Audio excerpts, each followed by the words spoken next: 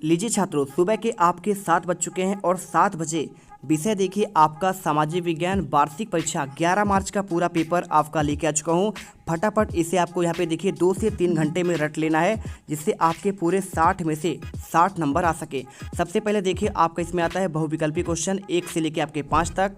निर्देश में आपका वही सिंपल सा है, देखिए आपको सही विकल्प का चयन करना है और आपको उत्तर पुस्तिका में लिखना है जो आपका सही होगा।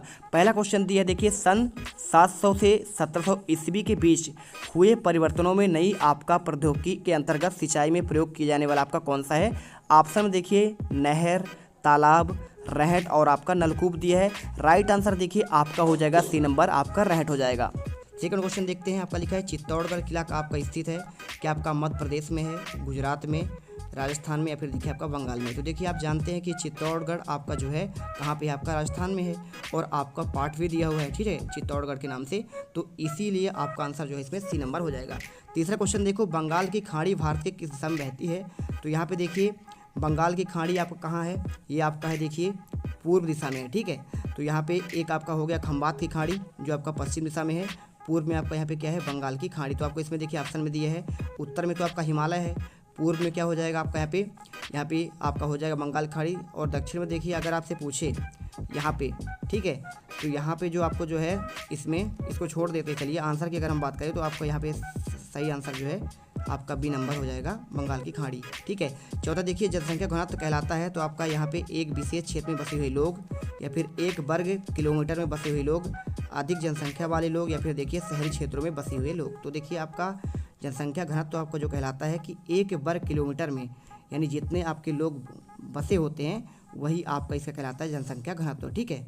चलिए, जैसे अगर कोई आपसे पूछे कि मध्य प्रदेश की जनसंख्या घनत्व कितना है, तो आपका यहाँ पे है लगभग आपका 237 लोग रहते हैं 1 वर्ग किलोमीटर में। चलिए पांचवा देखते हैं, सार्वजनिक स्वास्थ्य सेवाओं का संचालन किया जाता है किसके लिए, निजी चिकित्सा द्वारा, महिला स्वास्थ्य सहायता समूह द्वारा, तीसरा देखिए कि ऑप्शन में क्या दिया है सरकार द्वारा, चौथा आपका लिखा है सहकारी संस्था के द्वारा। तो देखिए आपका सार्वजनिक स्वास्थ्य की बात कर रहा है, तो इनका आपको जो संचालन होता है वो आपको किया जाता है। तो देखिए आपका इसमें राइट आंसर हो जाएगा सी नंबर, सरकार के द्वारा। चलते हैं आपका देखिए 6 से आपके 10 तक क्वेश्चन इसमें आपको रिक्त स्थान देखने को मिलेंगे।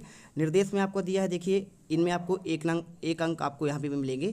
क्वेश्चन नंबर 6 देखिए, संग्राम साह के पुत्र दलपत ने रानी यहाँ पे रिक्त स्थान के साथ विवाह हुआ। तो आपका संग्राम साह के जो पुत्र थे दलपत राय, उनका किसके साथ विवाह हुआ, तो आपका आंसर हो जाएगा रानी दुर्गावती के साथ इनका विवाह हुआ था, ठीक है, लिख दीजिएगा।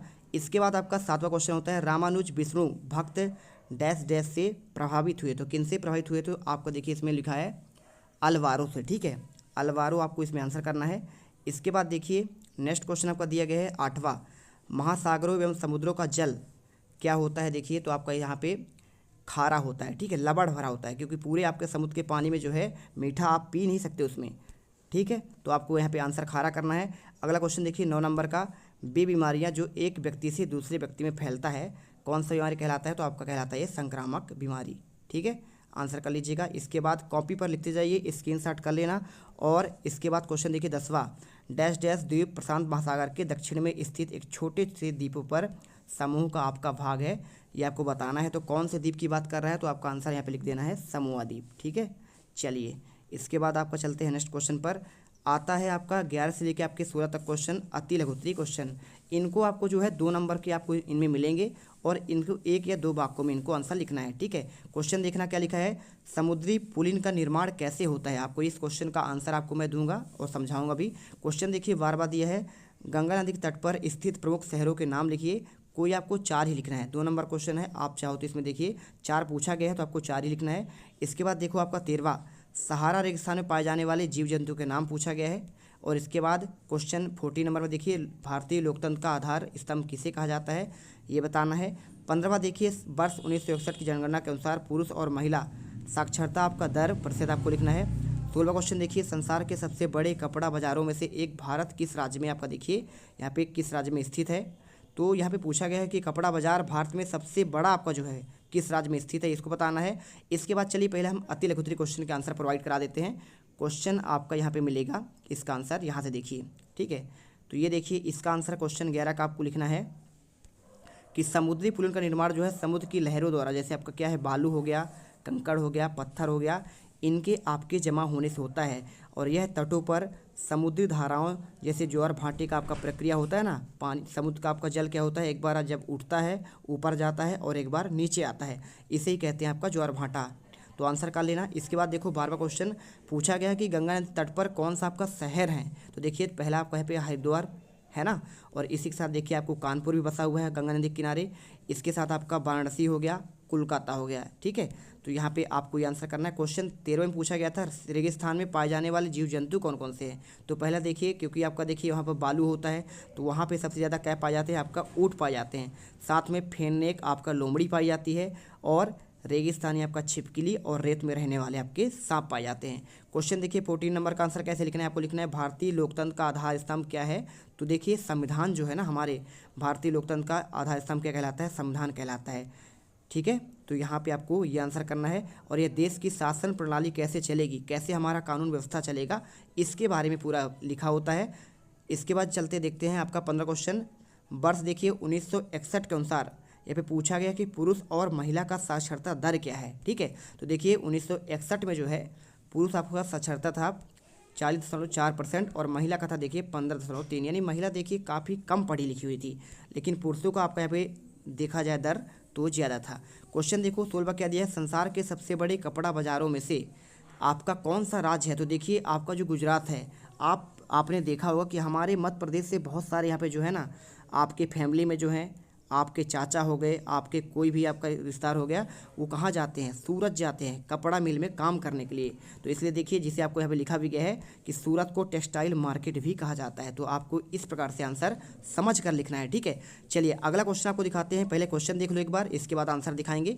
लघुत्तरीय क्वेश्चन आता है 17 से आपकी 22 तक। इसमें से आपको 40 से 50 शब्दों में इनका आंसर लिखना है। सभी को आपको 3 अंक दिए जाएंगे। क्वेश्चन पढ़ते हैं, देखिए। अरे यार, चलिए देखते हैं। क्वेश्चन 17 लिखा है, मुगल साम्राज्य की राजस्व व्यवस्था का कोई आपको 3 विशेषता बताना है, ठीक है। तो आपको यहाँ पे विशेषता बताना है। 18वां क्वेश्चन दिया है, जहांगीर ने अपने संस्मरण में बंजारों के बारे में क्या लिखा था, ये क्वेश्चन है। 19वां देखिए, शैल किसे कहते हैं और शैलों के आपके प्रकार का उदाहरण आपको बताना है, ठीक है।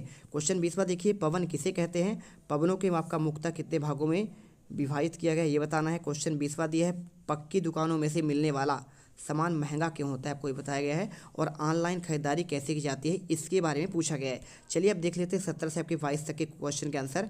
तो देखो सबसे पहले अगर हम बात करें तो मुगल साम्राज्य के 3 आपकी भी राजस्व की जो है 3 विशेषताएं पूछी गई थी। पहला आपको लिखना है, अकबर के शासनकाल में टोडरमल देखिए यहाँ पे जो है ना राजस्व विभाग का मंत्री था वो क्या किया, देखिए जब्ती कानून को लागू किया गया था, जिसमें भूमि की नाप जोख हो गया, साथ में देखिए कर का आपका निर्धारण किया जाता था।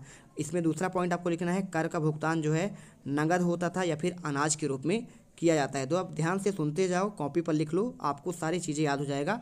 आपके पास अभी पूरा दिन का समय रहेगा, 2 बजे आपका एग्जाम है, ठीक है। तीसरा देखिए, राजस्व संग्रहण के लिए जागीरदारी प्रथा भी आपका क्या थी, आपका प्रचलित थी, ठीक है। ये आपको 3 हो गए, 3 ही पूछा गया था, बस आपको 3 आंसर कर देना है।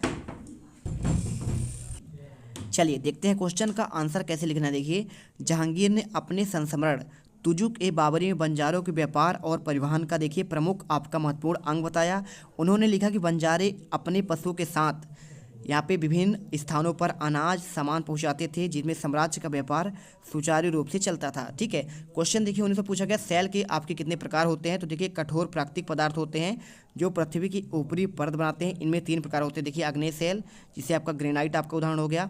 दूसरा देखिए आपका परतदार सेल, आसादी सेल बोलते हैं, जैसे बलुआ पत्थर। तीसरा आपका देखिए रूपांतरित सेल, जैसे आपका संगमरमर, ठीक है। चलिए 20वां देखिए, वायु का धरातल पर गतिशील रूप आपका पवन कहलाता है। पवनों के मुक्ता देखिए 3 भागों में विभाजित किया गया है। पहला आपका देखिए स्थायी पवन, जैसे व्यापारिक पवन। दूसरा देखिए मौसमी पवन, जैसे आपका मानसून। तीसरा आपका हो जाएगा देखिए जैसे आपका लू हो गया, ठीक है। आपको ये उत्तर करना है।